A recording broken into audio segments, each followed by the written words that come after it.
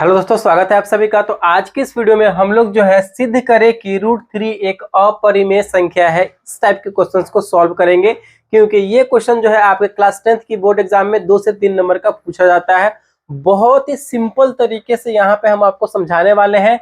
यहाँ पे √3 है, √3 की जगह यहाँ पे √5, √7 कोई भी नंबर दे दिया रहेगा। तो इसी तरीके से उसको भी सॉल्व करेंगे। बहुत ही आसान भाषा में यहाँ पे हम आपको बताने वाले हैं, तो वीडियो को लास्ट तक जरूर देखिएगा, ठीक है। चलिए, क्वेश्चन हमारा क्या बोला जा रहा है, सिद्ध करें कि √3 एक अपरिमेय संख्या है। जब भी इस टाइप का कोई भी दिया रहे और बोला जाए सिद्ध करें कि ये एक अपरिमेय संख्या है, तो हमें हमेशा उसका उल्टा मानना है, ठीक है। हमसे इसमें बोला जा रहा है कि सिद्ध करें कि √3 एक अपरिमेय संख्या है, तो हम पहले स्टेप में क्या करेंगे, उसका उल्टा मान लेंगे, विरोधाभास मान लेंगे कि माना कि √3 एक परिमेय संख्या है, ठीक है। पहले स्टेप में हमें ये करना है। चलिए हम यहाँ पे सॉल्व करते हैं, ठीक है। इसको यहाँ पे हम लोग सॉल्व करते हैं। तो यहाँ पे हमारा क्या हो जाएगा, ये हो जाएगा हमारा, हमने इसको माना है, यहाँ पे हो जाएगा हमारा माना कि √3 एक परिमेय संख्या है, ठीक है। एक परिमेय संख्या है। हम हमेशा इसका उल्टा मानेंगे, ठीक है। जब हमने इसको परिमेय संख्या मान लिया है, तो परिमेय संख्या किस फॉर्म में होता है, किस रूप में होता है, तो परिमेय संख्या हमेशा p/q के रूप में होता है, यानी बटे के रूप में होता है। तो यहाँ पे हम क्या लिख सकते हैं, √3 को √3 इक्वल टू p/q लिख सकते हैं। बिल्कुल लिख सकते हैं, क्योंकि मैंने इसको परिमेय संख्या मान लिया हमने। तो p/q, यहाँ पे p और q क्या है, तो यहाँ पे हम लिखेंगे, जहां बहुत ही स्टेप बाय स्टेप और अच्छे तरीके से अपने भाषा में आपको बता रहे हैं, जहां p, q एक सह अभाज्य संख्या है। जहां p और q एक सह अभाज्य संख्या है, तथा इसका मतलब अभी आपको समझाने वाले हैं, सहभाज्य का मतलब आखिर होता क्या है। तथा q जो है कभी भी 0 के बराबर नहीं होगा, ठीक है। इस बात का हमें ध्यान रखना है। चलिए इसको समझिए, इसमें हमसे क्या बोला जा रहा है, जहां p, q एक सह अभाज्य है। सह अभाज्य कहने का मतलब क्या होता है, जिसका जो है गुणनखंड सिर्फ एक हो, यानी एक से कटे और बाकी किसी भी संख्या से नहीं कटे, ठीक है। उसे हम लोग सह अभाज्य संख्या बोलते हैं, ठीक है, को प्राइम नंबर बोलते हैं। इस बात का ध्यान रखना। सह अभाज्य कहने का मतलब है कि उसका गुणनखंड यानी उसका HCF सिर्फ एक ही होगा, एक ही से कटेगा, एक से कटेगा, ठीक है, बाकी किसी भी नंबर से नहीं कटेगा। उसी को हम लोग सह अभाज्य बोलते हैं। चलिए, जब इतना हो गया, तो इतना करने के बाद हमें अब क्या करेंगे, इसमें √3 इक्वल टू p/q है, तो इसमें हम दोनों तरफ वर्ग करेंगे। अच्छे तरीके से स्टेप बाय स्टेप समझिए। तो यहाँ पे हम लिखेंगे, दोनों तरफ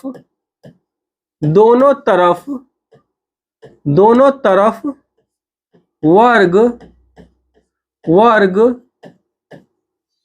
करने पर, ठीक है, दोनों तरफ यहाँ पे हम वर्ग करेंगे तो क्या हो जाएगा, ये √3 का स्क्वायर हो जाएगा, वर्ग कर रहे हैं, इसका हो जाएगा हमारा p/q का स्क्वायर हो जाएगा। सॉल्व करेंगे इसको सॉल्व करेंगे, √3 का स्क्वायर, यानी स्क्वायर से हमारा √3 कैंसिल हो जाएगा, तो क्या बचेगा, यहाँ पे बचेगा सिर्फ 3, और इधर हो जाएगा हमारा p² बटे में q², ठीक है। p² बटे में q² यहाँ पे हमारा ये हो जाएगा। तो इसको हम कैसे लिख सकते हैं, यहाँ पे देखिए आपको क्या दिख रहा है, कि अगर हम q² को इधर लाते हैं, तो 3 हमारा इधर चला आएगा, यानी भाग में चला आएगा, ये हो जाएगा हमारा p² बटे में 3। यानी यहां से हमको क्या देखने को मिल रहा है, यहां से देखने को मिल रहा है कि p² को जो है 3 विभाज्य कर रहा है, ठीक है, यानी काट रहा है। p² को 3 विभाज्य कर रहा है, यानी p² से जो है 3 से कट रहा है, ठीक है, यानी भाग लग रहा है p² में 3 से। तो यहाँ पे हम क्या लिखेंगे, यहाँ पे हो जाएगा हमारा, अपना भाषा में यहाँ हम आपको बता रहे हैं, यहाँ p² 3 से विभाज्य हो रहा है, p² 3 से विभाज्य हो रहा है तो पी स्क्वायर जब विभाज्य हो रहा है 3 से तो पी भी 3 से कटेगा, बिल्कुल कटेगा। तो पी भी 3 से कटेगा, बिल्कुल कटेगा, 3 से कटेगा। लेकिन हमने क्या माना हुआ है, पी और क्यू सभाज्य है, यानी वो किसी भी नंबर से नहीं कटेगा, पी और क्यू सिर्फ एक से कटेगा, ठीक है। लेकिन यहाँ पे कि पी जो है 3 से कट रहा है। चलिए अब क्यू को देख लेते हैं, क्यू किसी नंबर से और कटता है कि नहीं कटता है, ठीक है। चलिए यहाँ पे फिर हम क्या करेंगे, इसको हम समीकरण 1 मान सकते हैं, ठीक है। चलिए जब यहाँ पे पी स्क्वायर 3 से विभाज्य हो रहा है तो क्यू को चेक करते हैं। तो यहाँ पे हम क्या करेंगे, P इक्वल टू 3 के यहाँ पे हम ले लेते हैं, जिससे कि हमारा मान लेते हैं। तो यहाँ पे हम क्या लिखेंगे, यहाँ पे लिखेंगे हम माना P इक्वल टू 3K। यहाँ पे K की जगह पे कुछ भी रख सकते हैं। देखिए P बराबर 3 हम K क्यों लिए हैं, 3 हम लिए हैं इसीलिए क्योंकि यहाँ पे 3 है, इसीलिए हम 3 लिए हैं। और K की जगह पे आप A B C कुछ लगा सकते हैं, ठीक है। तो यहाँ पे हम क्या लिखेंगे, P के जगह पे हम 3 के रखेंगे। P हमारा कहाँ पे है, यहाँ पे है, जिससे कि हमारा Q का वैल्यू निकल के चला आएगा। तो यहाँ पे समीकरण 1 से समीकरण 1 हमारा यही ना है, Q square equal to P square बटे 3, Q square equal to P square बटे 3 है। तो यहाँ पे हम पी की जगह पे 3 के रखेंगे, ठीक है। तो ये हमारा हो जाएगा Q square equal to P की जगह पे रखेंगे 3 के, और पी स्क्वायर लगा हुआ है इसमें तो स्क्वायर लगा देंगे, बटे में 3 है तो 3। चलिए इसको सॉल्व करेंगे तो ये हमारा है क्यू स्क्वायर इक्वल टू 3 तिहाई 9 के स्क्वायर बटे में 3, कटेगा तो कितना हो जाएगा, 3 तिहाई 9, यानी 3 से ये कट रहा है, 3 से आराम से कट गया। चलिए ये हमारा क्या हो जाएगा, और यहां से हमारा ये हो जाएगा क्यू स्क्वायर इक्वल टू 3, क्योंकि 3 से 9 कट गया तो बचा है हमारा इधर 3 के स्क्वायर बचा है।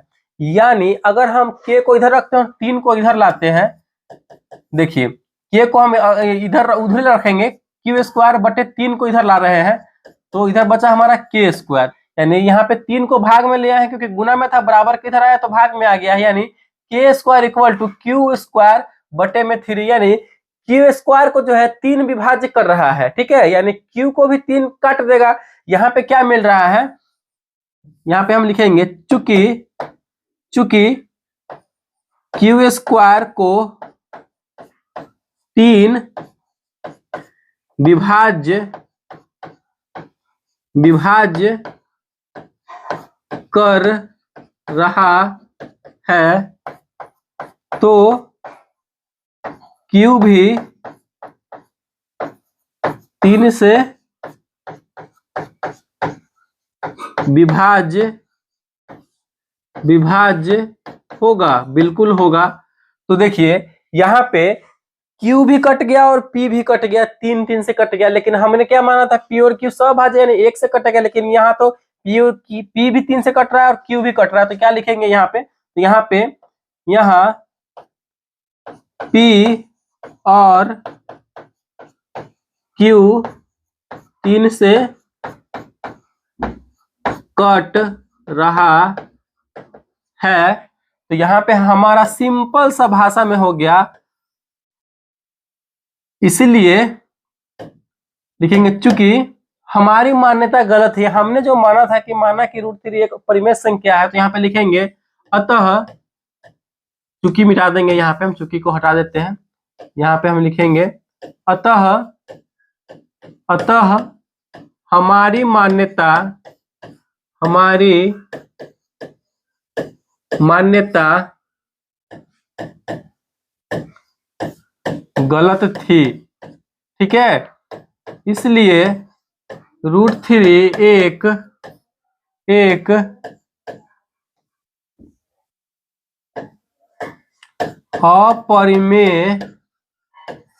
अपरिमेय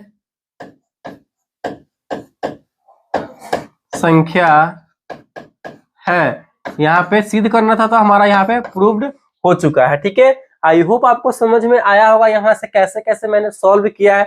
बहुत ही सिंपल भाषा में हम आपको समझाने की कोशिश की है। हमने तो पी और क्यू को सभाज्य माना था, यानी सभाज्य का मतलब है कि पी और क्यू का सिर्फ एक ही गुणनखंड होगा एक, लेकिन यहाँ पे पी का गुणनखंड 3 हो रहा है, यानी 3 से कट रहा है।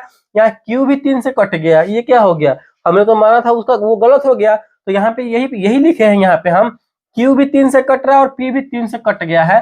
तो हमने जो माना कि √3 एक परिमेय संख्या है, तो हमारी मान्यता गलत थी, इसीलिए √3 एक अपरिमेय संख्या ही होगी। तो इस तरीके से हमने सिद्ध भी कर दिया। आई होप आपको ये समझ में आया होगा अच्छे तरीके से। तो अगर वीडियो को अच्छा लगा और पसंद आया तो प्लीज वीडियो को लाइक कीजिएगा, चैनल पर नए हैं तो चैनल को सब्सक्राइब जरूर कीजिएगा। Thank you.